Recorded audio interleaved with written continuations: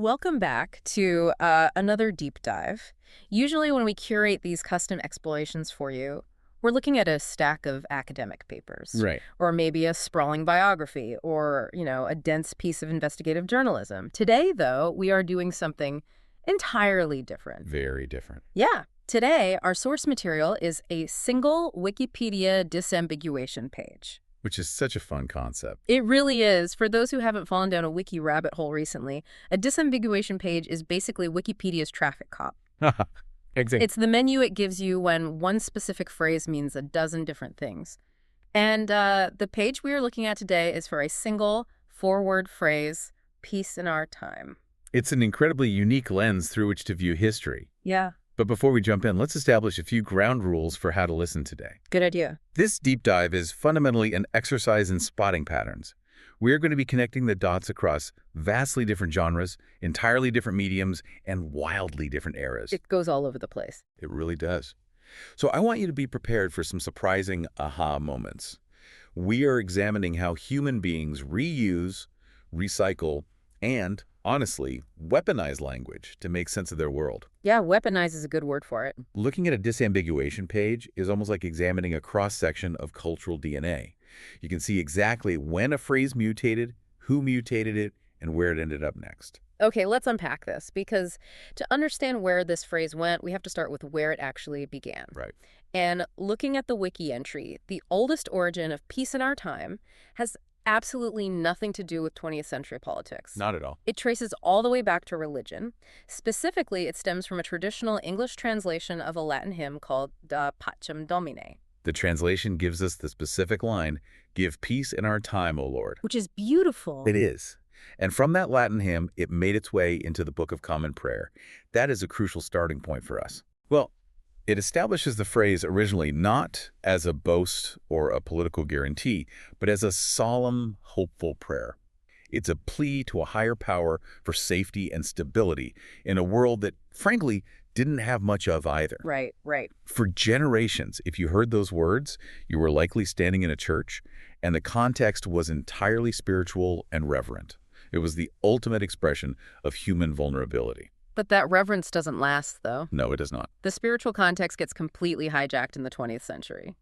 Which brings us to the absolute centerpiece of the disambiguation page. This is the moment that most people immediately associate with the phrase. The big one. Yeah. We are talking about the British Prime Minister, Neville Chamberlain, and the Munich Agreement of 1938. Right. Chamberlain returns from negotiating with Nazi Germany, and he speaks to a British public that is utterly terrified of being dragged into another devastating world war. He is trying to reassure them. This is the massive pivot point for the entire phrase. The context shifts abruptly from a quiet religious plea to a highly charged, incredibly public political declaration. And this is exactly where we hit a massive Mandela Effect moment on the page. Oh, I love this part. It's so weird. For anyone unfamiliar, the Mandela Effect is that weird phenomenon where a large mass of people collectively misremembers a historical event or a famous quote. We all think we know what happened in 1938. We picture the black and white footage. Exactly. History books, movies, everyday conversation, everyone thinks Chamberlain stepped off that plane and proudly declared peace in our time. But the page explicitly points out that he didn't actually say that. He did not. He is constantly misquoted. What Chamberlain actually said was, peace for our time. What's fascinating here is how a single, seemingly minor preposition completely changes the psychological weight of the phrase. Just changing for to in. Yes. When you break it down, the difference between in and for is staggering. Peace for our time implies a sense of temporary, pragmatic relief. It sounds almost bureaucratic. It suggests we have secured a cessation of hostilities for our current generation, for the time being. It's very measured. Exactly. But peace in our time, the misquoted version that actually stuck in our collective cultural memory, sounds entirely different. It sounds sweeping. It sounds like a grand, almost biblical declaration of a permanent state of being. It really highlights how human memory operates. We don't remember the bureaucratic, practical phrasing. We remember the poetry. We want the drama. Yeah, it's like our collective consciousness decided that peace in our time sounded more dramatic and maybe a bit more hubristic, so we just collectively overwrote the historical record. We played historical telephone. We essentially played a massive game of historical telephone. We reverted back to the cadence of the old Book of Common Prayer. And because the Munich Agreement spectacularly failed to prevent World War II, those 4 words became permanently infamous. The ultimate failed promise. The phrase goes from a sacred prayer to a political promise, and finally to an absolute historical blunder. That transition to blunder is exactly what sets up the next major pattern we see. Once the phrase becomes globally recognized as this huge political failure, subsequent generations start using it, but they add a very deliberate typographic twist. They introduce skepticism, Exactly. the punctuation shift. As we move chronologically down the list of media, there is a recurring pattern that jumps right off the screen. Creators stop using the phrase as a definitive statement and start using it as a question. They literally tack a question mark onto the end of it. Yes. For example, there is a nonfiction book published in 1985 by an author named David Atkinson titled Peace in Our Time, with the question mark included. We see that same typographic choice in 1991 with another nonfiction book by June Goodfield and Mary Fitzgerald, again titled Peace in Our Time. It completely flips the dynamic. The most striking example of this, because it perfectly blends this modern skepticism with the actual historical events, is a 1988 British television film. It's called True Stories, Peace in Our Time. And the casting for this is incredible. Oh my gosh, yes. Who did they cast to star as Neville Chamberlain in this 1988 film? John Cleese. Which is an incredibly pointed casting choice. Yeah. John Cleese is practically synonymous with British satire and absurdity. When you cast a legendary comedian as the architect of appeasement, and you add a simple question mark to the title, it transforms the original hopeful prayer entirely. It makes it almost a joke. Right. It completely undercuts the confident political statement. I want you, listening right now, to think about that dynamic. Oh. What stands out to you about how these creators view their own history? That's a great question. By adding that punctuation, they are just naming a book or a movie. They are actively engaging in a dialogue with the past. They are taking a phrase that represented naivety and turning it against itself as a tool for critical inquiry. They're looking at their own world in the 1980s and 90s and asking, have we actually learned anything? Do we really have peace? Precisely. It becomes a diagnostic tool for their own era's geopolitical anxiety. Here's where it gets really interesting. Because while those authors and filmmakers were adding question marks and being highly analytical, the music industry took this exact same phrase and absolutely ran with it in a completely different way. Oh, the music section is wild. The wiki page has a dedicated subsection just for music, and the sheer density of musical acts that adopted this phrase is staggering. But the timeline is what truly catches your eye.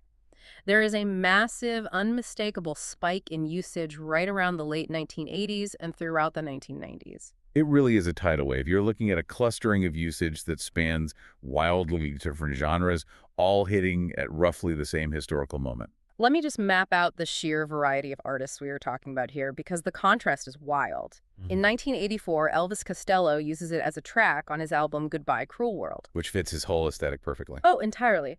Then, jumping to 1988, you have a song by Jennifer Holliday called Peace in Our Time. And this specific track was incredibly resilient. Resilient is a great word for it. Right. It gets covered by rock singer Eddie Money just a year later in 1989. Eddie Money, yeah. And then covered again by pop legend Cliff Richard in 1993. So it's jumping genres from R&B to rock to pop. Exactly. But the cluster gets even tighter right at the end of the decade. It's up. You have the rock band Big Country totally double-dipping on the phrase.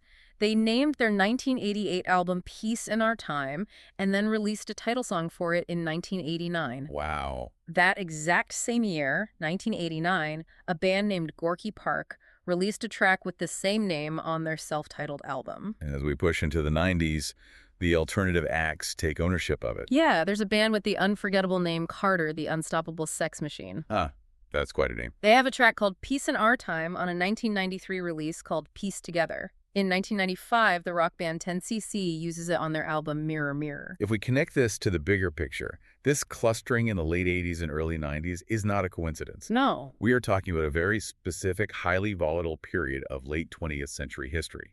This is the tail end of the Cold War, the period leading up to and immediately following the fall of the Berlin Wall. The tension was palpable. Exactly. What you see here is a fascinating psychological phenomenon. Artists are collectively reaching back for heavily weighted historical phrases to make sense of their own turbulent times. Let's push back on that a bit, though. When a Soviet rock band, like Gorky Park, uses a phrase intrinsically linked to a British prime minister's failed appeasement of Nazi Germany, are they using it ironically to mock politicians? Or is it a genuine plea for peace as the Iron Curtain is falling? That ambiguity is the true power of the phrase by this point in history. It's likely doing both simultaneously. Peace in our time carries the heavy ghost of World War II and the visceral memory of a broken promise. It's loaded. Extremely. So when an artist in 1989 uses it, they're tapping into all of that pre-existing emotional resonance. They're laying down a cynical, ironic armor over what might actually be a very genuine desire for global stability. That makes a lot of sense. It functions as a cultural shorthand for geopolitical anxiety. You don't have to explain the fear of war to your audience. You just use those 4 words, and the audience instantly feels the historical weight. And it's a shorthand that hasn't lost its edge. Even though the biggest explosion of use was in that 80s and 90s window, the list shows that the phrase has enduring musical appeal well into the modern era. Oh, for sure. Ray Davies from the Kinks used it in 2007 on his Working Men's Cafe album. The punk band Good Riddance named their 2015 album Peace in Our Time. Punk fans love that kind of iron. Absolutely. And as recently as 2022, a music group called Globus used it for a track on their album Cinematica. The phrase just refuses to retire. It demonstrates the incredible durability of language once it becomes saturated with cultural memory. Once a specific sequence of words gets heavily charged with meaning, it becomes a permanent part of the artistic toolkit. Right. However, it's easy to assume Chamberlain put this phrase on the map in 1938, and pop culture simply remixed his blender for the next 80 years. But if we look closely at the timeline of early adopters and the more unusual items on this list, there is an anomaly that completely breaks that assumption. There is a massive anomaly hiding in the Other Uses section of the page. An author named Oliver Onions published a novel titled Peace in Our Time in 1923. 1923. That is 15 years before Neville Chamberlain ever spoke those words at the Munich Agreement. That 1923 novel is a fantastic piece of linguistic evidence. It proves that the phrase's earlier religious roots, from the Book of Common Prayer, were already deeply embedded in the secular cultural lexicon. It wasn't just a church thing anymore. Right. It was a recognized, evocative phrase entirely independent of the political disaster it would later become synonymous with. The narrative shifts so dramatically after 1938, though. The immediate reactions in the media just after the Munich Agreement are fascinating to track.